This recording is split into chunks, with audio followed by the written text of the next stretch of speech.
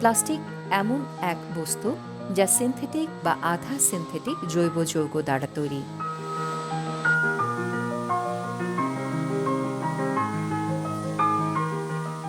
কম খরচ, সহজ উৎপাদনযোগ্যতা, বহুমুখিতা, পানির সাথে সংবেদনহীনতা ইত্যাদি কারণে প্লাস্টিকের কাগজের ক্লিপ থেকে মহাকাশযান সহ বিভিন্ন ধরনের বহুমুখী পণ্যে ব্যবহার করা হয়ে থাকে।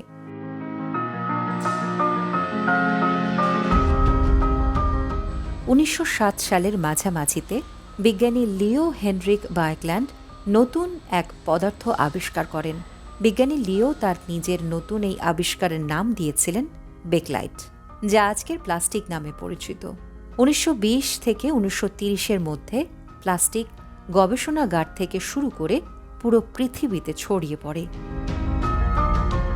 সে সময় প্লাস্টিক ছিল পলিস্টিরিন, পলিথিন ও নাইলন আকারে। দ্বিতীয় বিশ্বযুদ্ধের সময় মানুষ প্লাস্টিকের ওপর অনেক বেশি ঝুঁকে পড়ে, আর সেখান থেকে জন্ম নেয় টাপারওয়্যারের মতো নিত্য নতুন সব পণ্য। প্রজন্মের পর প্রজন্ম জুড়ে পুরো পৃথিবীতে ছড়িয়ে পড়েছে প্লাস্টিক পণ্য। আমাদের দৈনন্দিন জীবনে প্লাস্টিকের দৌরাত্ম্য এতটাই বেশি যে প্রত্যেকটি কাজেই এটির প্রয়োজন হয়। প্লাস্টিকের বিভিন্ন রকম প্রকারভেদ রয়েছে এবং এদের দ্বারা তৈরি প্রোডাক্টও হয় বিভিন্ন রকম। যেমন পলিঅ্যামাইডাস দ্বারা তৈরি হয় আঁশ, টুথব্রাশ ব্রিস্টল, পাইপ, মাছ ধরার জাল এবং কম শক্তি মেশিন যন্ত্রাংশ যেমন ইঞ্জিন অংশ বা বন্দুকের ফ্রেম। পলিকার্বনের দ্বারা তৈরি কম্প্যাক্ট ডিস্ক, চশমা, ট্রাফিক লাইট এবং লেন্স ইত্যাদি।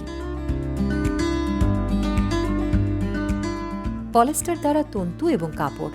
আবার পলি ইথিলিন কম দামি পণ্যে ব্যবহার করা হয়, যেমন সুপার মার্কেটের ব্যাগ এবং প্লাস্টিক বোতল।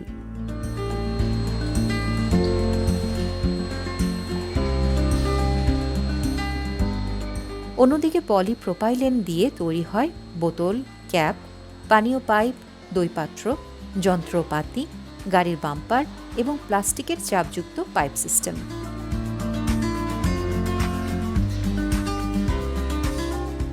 পলিস্টারিন ব্যবহার করা হয় খাদ্যপাত্রে, প্লাস্টিকের খাবার থালা বাসন, ডিসপোজেবল কাপ, প্লেট, ছুরি, চামচ, কম্প্যাক্ট ডিস্ক এবং ক্যাসেট বক্স তৈরিতে।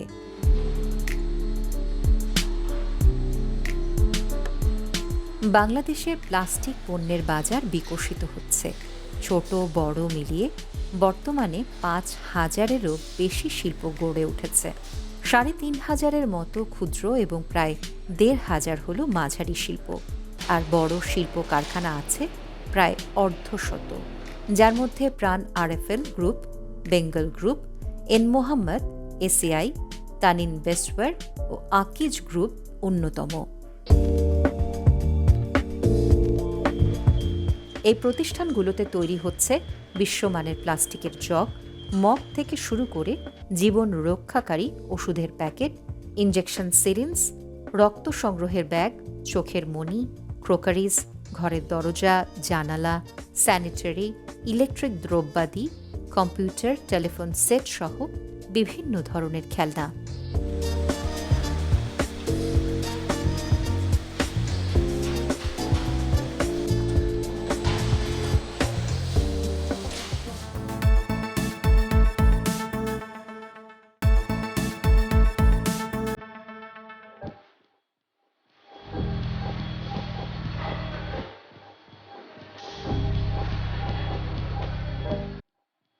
আমাদের দেশে প্রধানত Bharat, Indonesia, Korea, Thailand, Singapore, Japan, Malaysia, Saudi Arab, Dubai ইত্যাদি দেশ থেকে কাঁচামাল আমদানি করা হয়।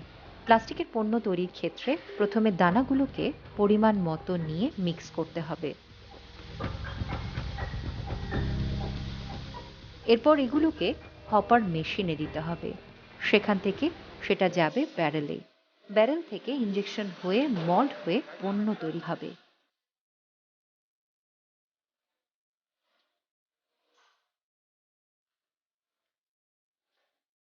যখন সিলিন্ডারে পিস্টনের চাপ পড়ে তখন দানাগুলো গরম হয়ে তরল আকারে বইতে থাকে।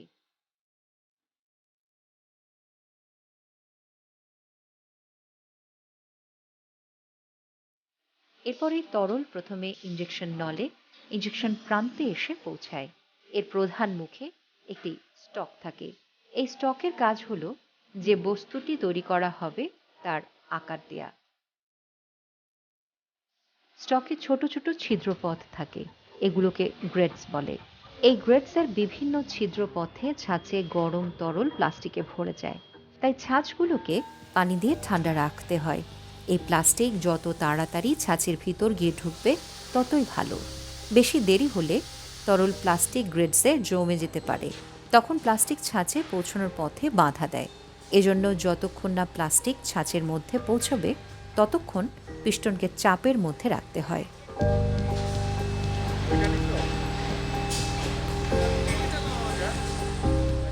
ঠান্ডা হওয়ার পর ছাঁচটি খুলে প্লাস্টিকের পণ্যটি বের হয়ে আসে। এই পুরো কাজটি সম্পন্ন হয় ১২০ টন থেকে ৩৩,০০০ টনের মেশিনে অটোমেটিকভাবে।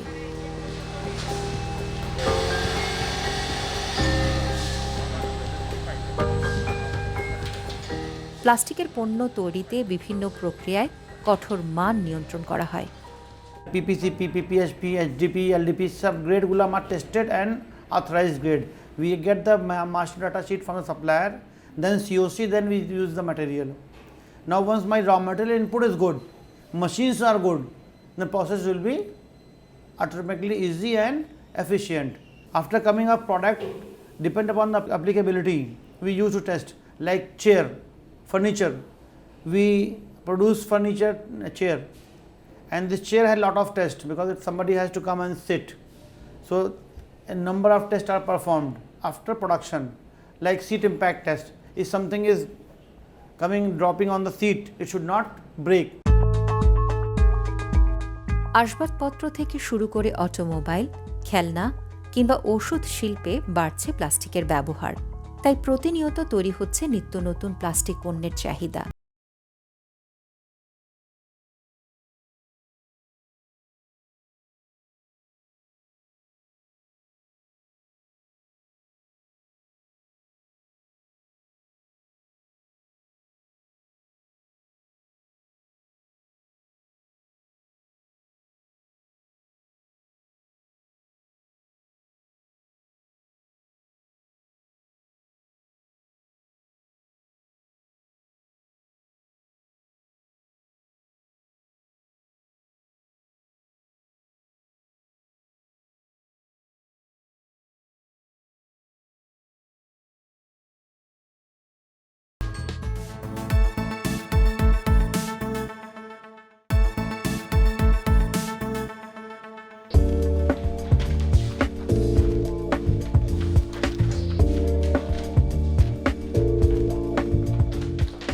নব্বই দশক থেকে পোশাক শিল্পের পাশাপাশি প্লাস্টিক শিল্পেও নীরব বিপ্লব ঘটেছে বাংলাদেশে।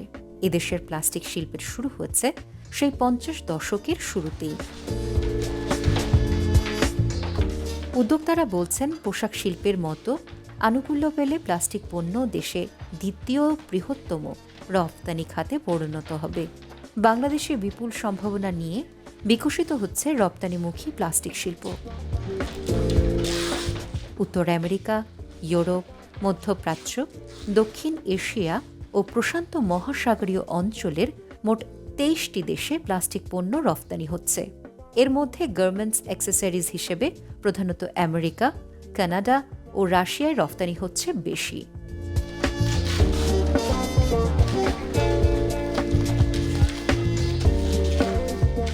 উৎপাদনমুখী এসব কারখানা হ্যাঙ্গার, বোতাম, পলিব্যাগ, ফিল্ম ব্যাগ, ক্লিপ ইত্যাদি গার্মেন্টস অ্যাক্সেসরিজ উৎপাদন করে। তৈরি পোশাক সংশ্লিষ্ট আইটেম হিসেবে বছরে প্রায় ৭৫০ কোটি টাকার ওপর প্লাস্টিক পণ্য রপ্তানি হচ্ছে। বাংলাদেশের প্লাস্টিকের এক্সপোর্টের গ্রোথটা অনেক বাড়ছেন। দুইভাবে এক্সপোর্ট হচ্ছে। একটা তো হচ্ছে ব্যাকওয়ার্ড লিঙ্কেজ ইন্ডাস্ট্রি হিসেবে বাংলাদেশ প্রায় $1 বিলিয়ন কাছাকাছি প্লাস্টিক প্রোডাক্ট এক্সপোর্ট করে থ্রু ব্যাকওয়ার্ড লিঙ্কেজ অ্যান্ড সরাসরি এক্সপোর্টের মাধ্যমে। বাংলাদেশ থেকে সবচেয়ে বেশি আমরা এক্সপোর্ট করি ওয়ার্ল্ডের অনেক দেশে। তার মধ্যে সবচেয়ে বড় এক্সপোর্ট হচ্ছে আমাদের ইউরোপিয়ান ইউনিয়নের দেশগুলিতে, ইউরোপের দেশগুলিতে। আমরা জাপানে এক্সপোর্ট করি, ইউরোপের দেশগুলিতে করি, অস্ট্রেলিয়াতে যাচ্ছে, ইন্ডিয়াতে যাচ্ছে। India is one of our big অনেক বড় বাজার প্লাস্টিক প্রোডাক্টের এক্সপোর্টের জন্য।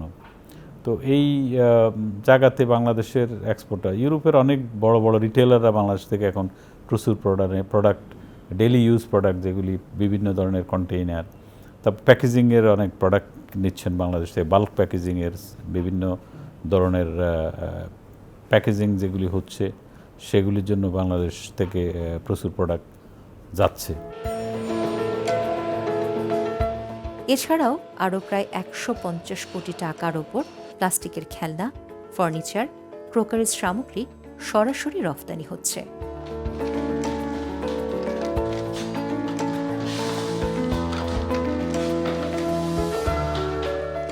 বিভিন্ন ধরনের প্লাস্টিক পণ্যের চাহিদা মিটিয়ে তবেই বিদেশে রফতানি হচ্ছে আমাদের প্লাস্টিক পণ্য। তবে কিছু অপূর্ণতার জন্য এখনও সম্পূর্ণতা পায়নি প্লাস্টিক খেলনা সামগ্রীর ব্যাপারটি।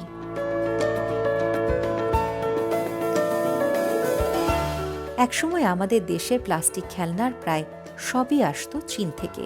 এখন 60% প্লাস্টিক খেলনা তৈরি হচ্ছে দেশেই, আর একটু সহযোগিতা পেলে 60%কে শতভাগে পৌঁছে দেবে নিশ্চয়ই।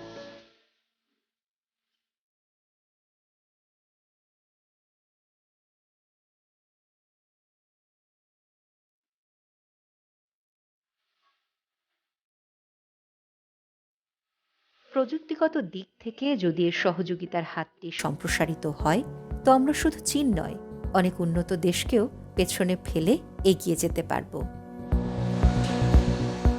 বাংলাদেশে যেহেতু র মেটেরিয়ালসটা 100% বাইরে থেকে ইম্পোর্ট করতে হয়, এই র মেটেরিয়ালসের ইম্পোর্টের ক্ষেত্রেও আমাদের প্রবলেম আছে। যেমন ইদানিং আমরা ফেস করছি কন্টেনারের অভাব, শিপমেন্টের কস্ট অনেক বেড়ে গেছেন। যে র মেটেরিয়ালস আমরা 20 ফিট কন্টেনার হয়তো $1,600 ছিল, $1,600 ছিল, সেটা হয়ে গেছে প্রায় $3,000। সরকার চাচ্ছেন যে আমাদের ফোকাসটা আমাদের ডাইভার্সিফাইড প্রোডাক্ট এক্সপোর্টের সাথে সম্পৃক্ত হোক। সরকার আমাদের প্লাস্টিককে কিছু ইনসেন্টিভও ঘোষণা করেছেন এক্সপোর্টের জন্য। সো সেই কারণে গ্রোথটা বাড়তেছেন। এই আইটেমটা কিন্তু বাংলাদেশকে অনেক বড় সামনের দিকে অনেক বড় এক্সপোর্ট ভলিউম দিতে পারে। এবং সরকার এইটাকে প্লাস্টিক সেক্টরকে তারা ট্রাস্ট সেক্টর হিসাবে বা নিয়েছেন। তা আমি মনে করি যে এনবিআর এবং ফাইন্যান্স মিনিস্ট্রি যদি এই জায়গাতে একটু কাজ করেন তাইলে এক্সপোর্টটা অনেক